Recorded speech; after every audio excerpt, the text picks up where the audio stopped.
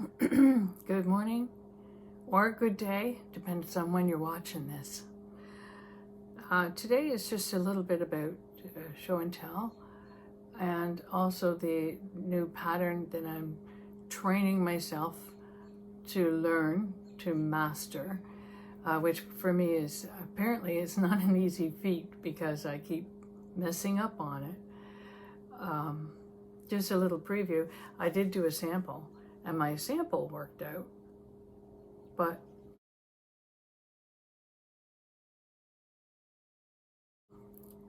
I'll be darned if I can get the 201 stitches that I had to cast on to all be coordinated. I'm doing something wrong, and but as I go through it, I'm gradually learning. So, but before that, let me just say, hi, I'm Sue Johnston, retired counselor, 68 going on 69 next month, which is my favorite month of the year.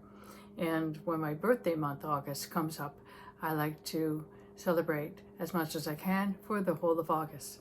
So we, as a family, we have a lot of things booked. Well, a few things. A resort up in Wasaga Beach, camping down in wine country, and then the big one, Disney. I love that place. Okay, let me tell you a little story. I went to St. Jacob's Market, which is about an hour south of me,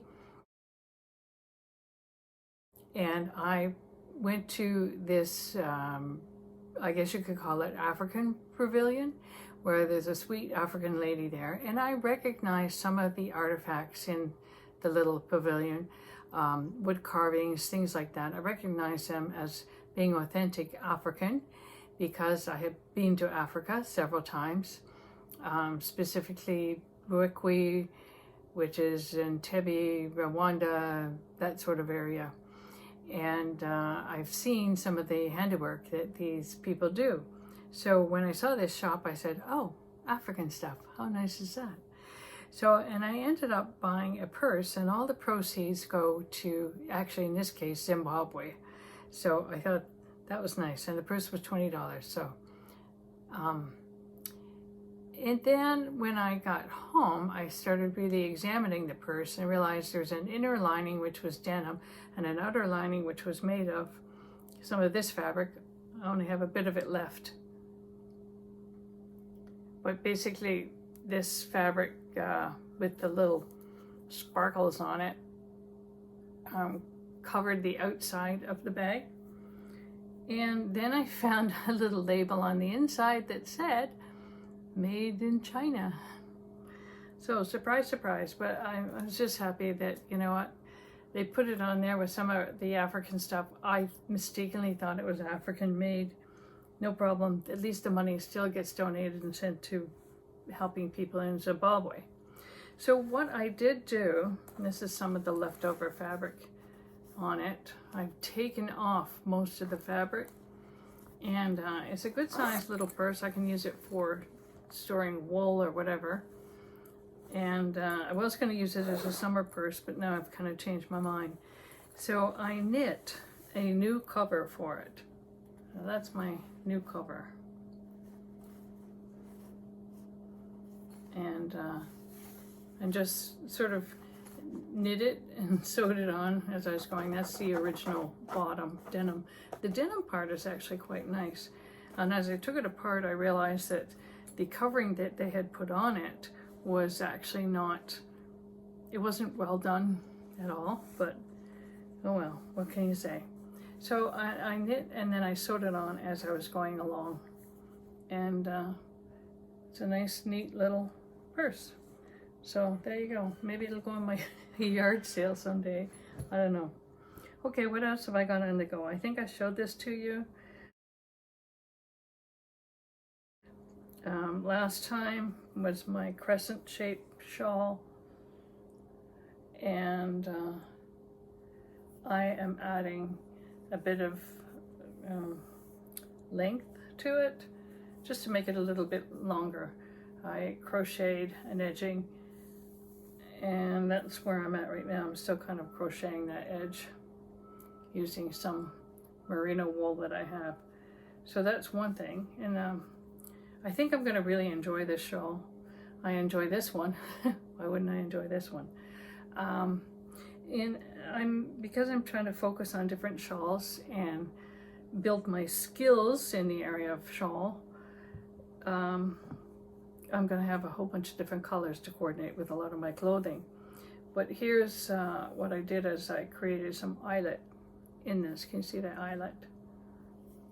Created some rows of eyelet, which a while ago was something new that I learned.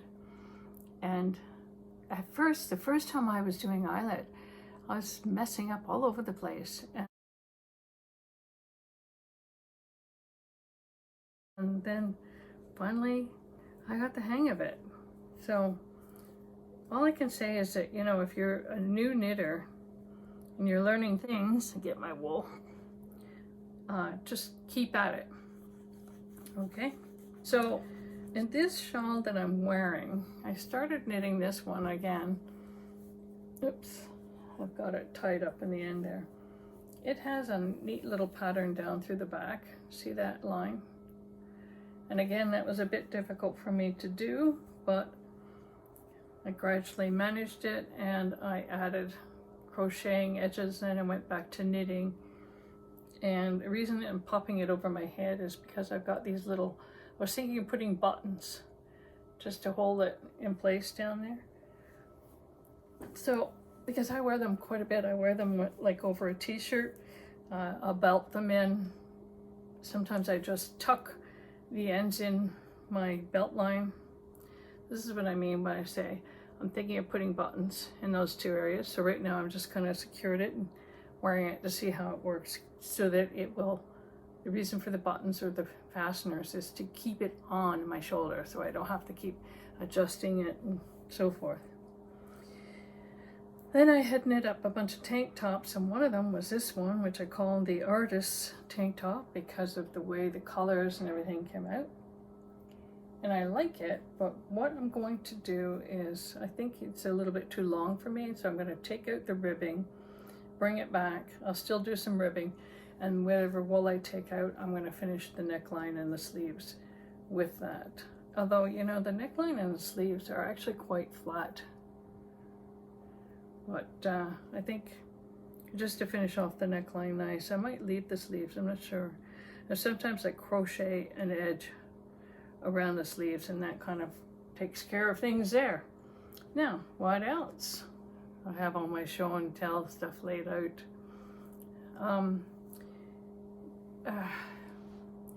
Years ago, before I decided to try to learn new techniques like the mock cable or eyelet or lace work and so forth, or try reading patterns, which I don't find an easy task, I used to make a very simple shawl, and I did put it on one of my YouTube videos, where you just knit 3 stitches and then you just increase only on one side.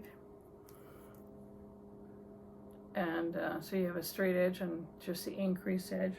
And this I had knit up into a top.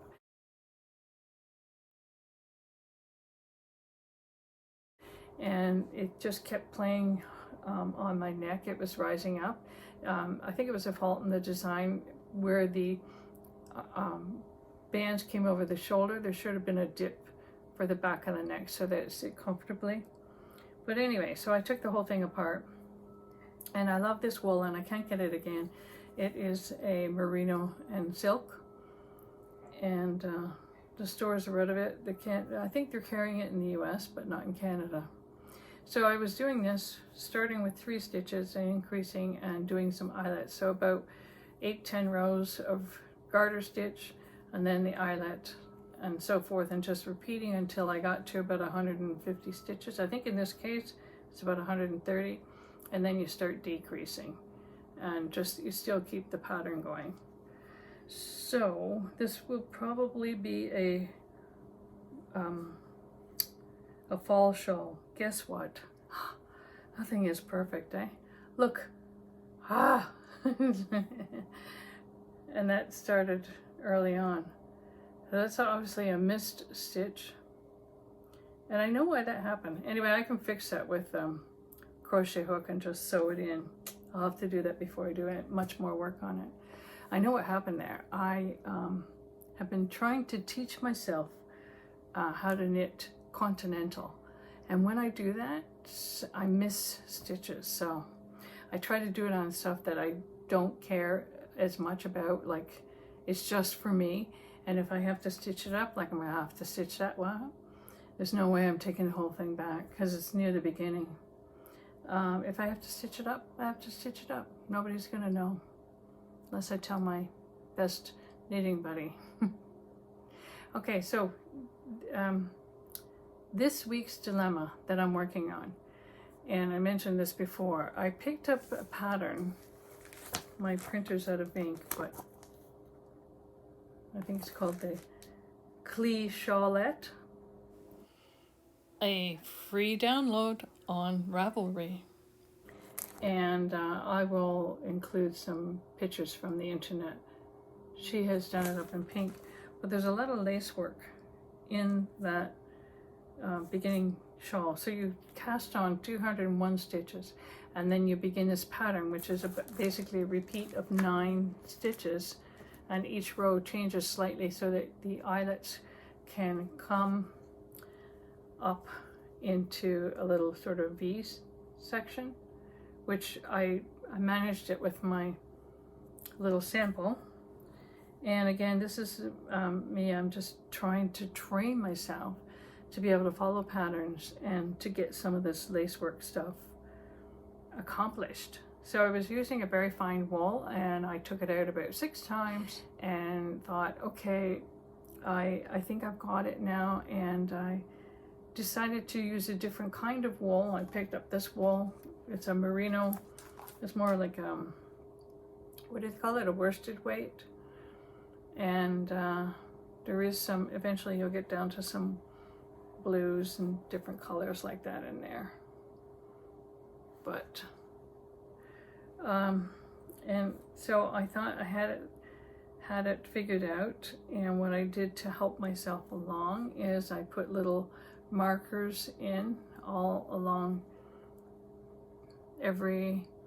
well, to start with, it was every 9 stitches, and the return row is a purl 8, purl 8 or purl 9, and on the 9th stitch you're supposed to knit. Anyway, it's not working for me. It's just not working. I don't have my holes in the right spot. But you know what? This is my like 7th attempt or whatever. I don't know if I'm going to pull it out or not. I am pretty much of long patience, but I feel like I'm losing my patience with this one. So I know about patterns in life. Patterns, they repeat. And so I started just writing out the pattern. That's me writing it out. And so that I could get a visual of every row. And I guess that's why these people include flow charts and stuff like that, which I have not yet trained myself to read. I think I'm just kind of nervous that if I used a chart like that, how am I going to keep it? You know, I know you start from one end and go to the other. And I understand, you know, the blocks are knit, and now I know what this is, a CDD. It's the double decrease, which was a new stitch for me. And I do appreciate how patterns will explain all the different instructions, like this one here. See it up there? It's called the central double decrease, and I enjoy doing that. It's slip, slip, knit, and then put the 2 slip stitches over the knit one, and it creates a nice little effect. And you know what? I've got that down pat on this. This is the right side. I don't know if you can see that. See this sort of little line up here? That's actually where you do the slip, slip, and then knit, and then carry it over. So that part I've got. And I think what I might do is I just might do a straight knit and purl row and kind of do the pattern over, because whatever I've done wrong, I've done it consistently wrong. I have holes on one side with this sort of V-looking shape. I have the holes on one side, but then over here I've got like holes, but at least it's consistent. So, consistent errors. You know, if kids have consistent errors, we always call them on it, or our spouse. Anyways, okay. Well, so writing out the pattern helped me see the like the yarn over lines and the central decreases, double decrease, and so forth. And I knew that I was knitting 1 yarn over, then knitting 2 yarn over, knitting 3 yarn over, and so forth. So that helped get it into my brain, but I still need the practice of it. So I guess that's it. That's where I'm at. Except that I could tell you I'm still working on my girlfriend's shawl. And she is going to Paris. And again, I'm like, you know what? When all else fails, go to something that you know, because it helps increase your confidence and makes you feel better. So this was the start with 3, increase on one side, the other side is straight. You're looking at it from the right side right now. Garter stitch, and then repeat of the eyelet pattern, just like this shawl that has the hole in it. Anyway, okay. I was doing this one, you know, where it has the line up the center, but I just wasn't enjoying it. It was really hard to try to, for me anyways, to try to keep that line in line, even though I did it with this shawl. But if she wants that for Paris, which is September, and I'm working on other stuff, I'm not going to get it done. So I'm doing the one that I know. And also, I wanted to tell you that, you know how you use stitch or space holders, and some of them are big round rings, and I always found that really difficult to knit around. But I got this idea, so I went to Michael's and I picked up a little bag of rings, little gold rings. You can get them in silver, it doesn't matter. And that's what I'm using to mark my stitches. And that's what I've used all along here. You see those rings, some of them are sticking down. And that's what I've used. And it was like, I don't know, $4 at the dollar store. And I think you buy them at wool shops, but it'll be more expensive. So, and that's just about it for today. It's summertime, let's keep it short. Let's wear shorts. Bye. I am going to include a short video of me knitting the Kle Shawlette pattern. And if you see where I've gone wrong, please comment and let me know, just in case you've ever done it and have done it well, without error. We learn from each other.